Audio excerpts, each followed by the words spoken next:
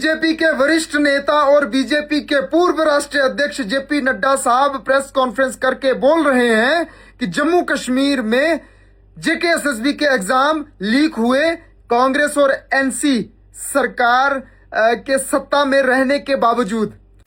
अगर मैं बात करूं जम्मू कश्मीर में सर्विस सिलेक्शन बोर्ड के एग्जामिनेशन में पेपर लीक हुआ, जहां पर कांग्रेस और एनसी की सरकार है नेशनल। लेकिन मैं बताना चाहता हूं कि जेकेएसएसबी के एग्जाम 2022 को लीक हुए थे और अच्छा खासा पैसा कमाया था उस टाइम।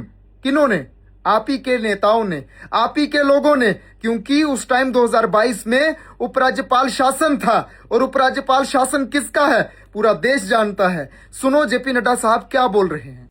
अगर मैं बात करूं जम्मू कश्मीर में सर्विस सिलेक्शन बोर्ड के एग्जामिनेशन में पेपर लीक हुआ, जहां पर कांग्रेस और एनसी की सरकार है नेशनल कॉन्फ्रेंस की। जम्मू कश्मीर की जनता को नड्डा साहब आपने क्या बेवकूफ समझा हुआ है? आप जो बोलोगे बीजेपी वालों आपकी बात का वो सच मानना शुरू कर देंगे। 2022 को पेपर लीक हुए थे।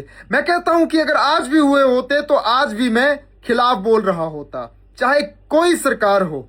अरे नौजवानों के भविष्य के साथ खिलवाड़, लोगों के अधिकारों का हनन हम कतई भी होता हुआ बर्दाश्त नहीं करेंगे, चाहे सरकार जिसकी मर्जी हो, नेता कोई हो। हम बोलने का दम रखते हैं, आपकी तरह नहीं झूठ परोसोगे और अपने नेताओं की कमियों को छुपाओगे, कतई भी नहीं। हमारे दिल के अंदर वो भावना ही नहीं है जो भावना आपके अंदर तैयार हुई है।